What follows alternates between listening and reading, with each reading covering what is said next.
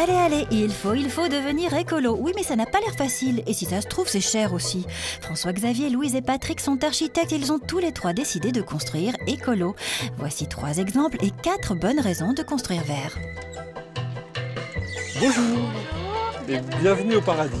Le premier, c'est François-Xavier. Il est archi convaincu. On a voulu faire une maison écologique par conviction. Moi, j'ai toujours travaillé en tant qu'architecte dans ce sens-là. Nous avons passé 2 ans à la rénovation de la première, la partie existante, et passé 2 ans à la construction de cette partie-là.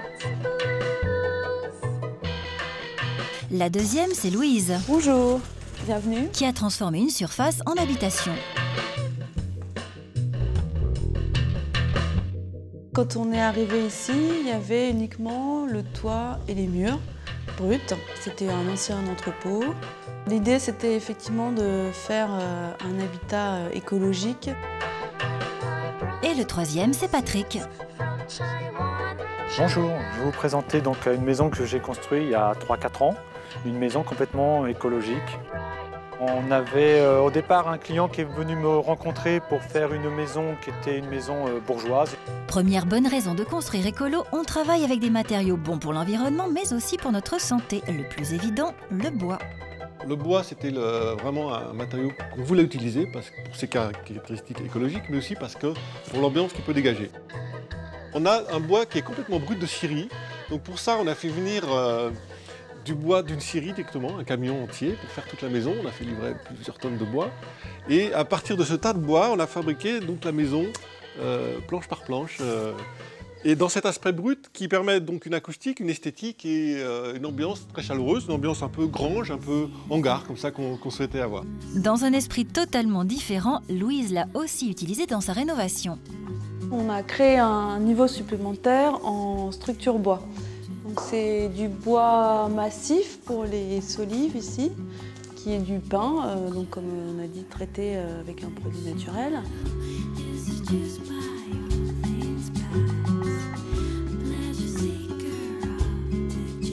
Au sol, on a mis un parquet de chêne parce qu'on ne voulait pas utiliser de bois tropicaux.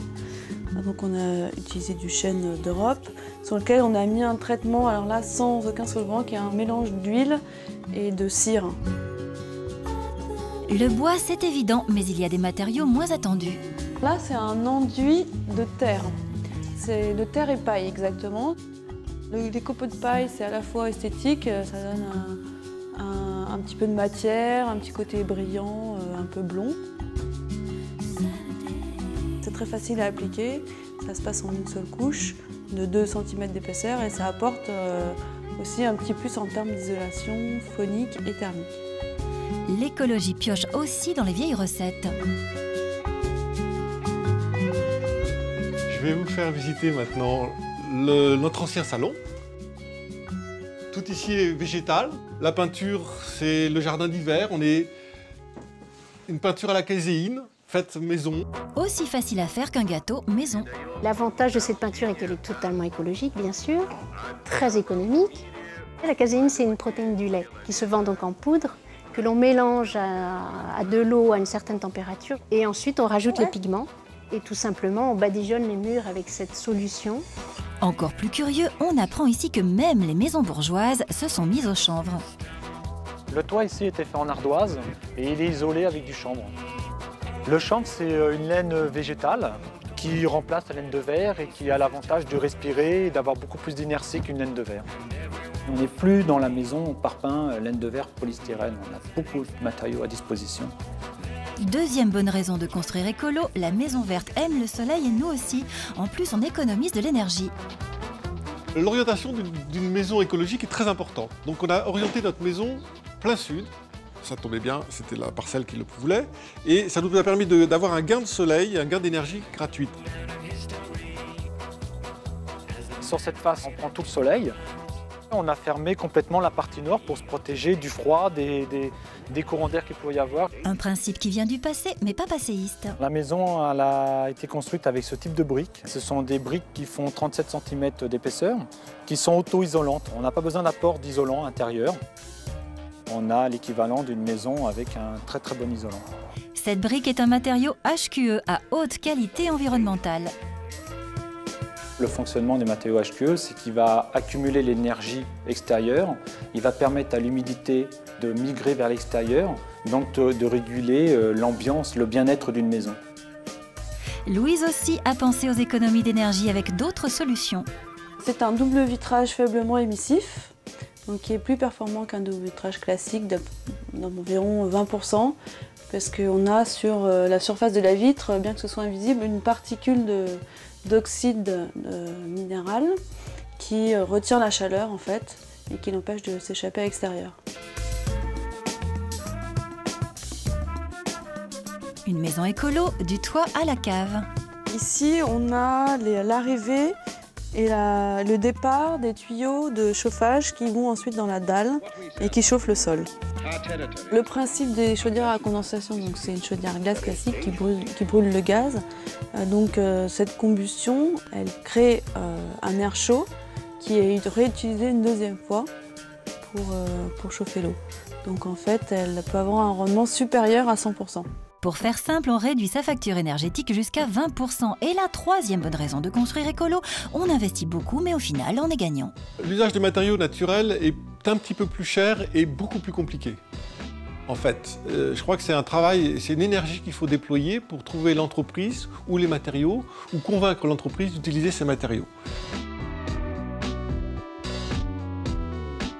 On peut considérer que c'est un investissement plus important au départ, disons en moyenne de 10%, mais que c'est sur le long terme finalement peut-être plus rentable puisqu'on fait des économies d'énergie et qu'on n'a pas à refaire l'isolation dans 10 ou 15 ans. On a pas mal d'aides de l'État pour rénover de manière écologique. Il y a maintenant des crédits d'impôt sur les énergies renouvelables. C'est une mesure vraiment encourageante pour entreprendre ce genre de travaux. La dernière bonne raison de construire écolo, c'est que c'est beau et que tous les styles sont possibles. Ici, Patrick l'a joué classique. Sur les 4 façades, on a un enduit qui est au plâtre, comme on a en Ile-de-France. Si on s'approche, on s'aperçoit que là, c'est pas de la pierre, mais c'est du plâtre. Tout ça, c'est tout en plâtre. C'est ce qui a beaucoup plu aux clients, qu'on aille jusqu'au bout de la démarche d'une maison vraiment très traditionnelle. Ce qu'on voit généralement, c'est toujours des maisons un peu extravagantes, avec des toits végétaux, avec des grandes baies vitrées ouvertes au sud. Mais on peut faire aussi une maison écologique avec des volumes complètement traditionnels. On peut aussi la jouer total look. La nature entre partout dans cette maison, même par la fenêtre.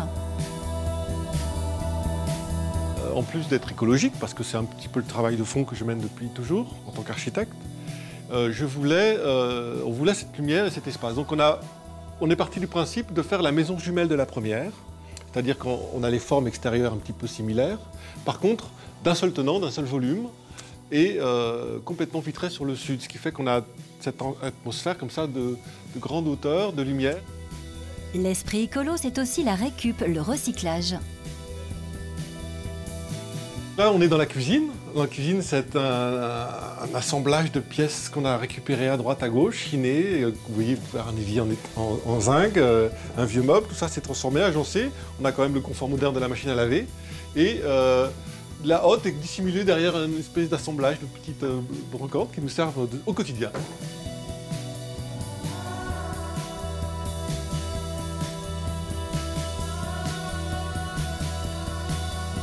Le végétal est toujours présent au plafond.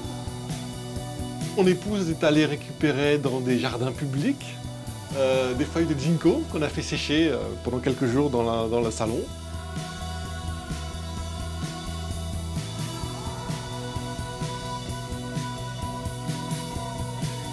Nous avons une farouche volonté de faire pénétrer l'extérieur vers l'intérieur et vice-versa. C'est-à-dire la vue avec toutes les parties vitrées, on va dehors et grâce à ce végétal qui rentre, on a l'impression que le jardin pénètre dans la maison.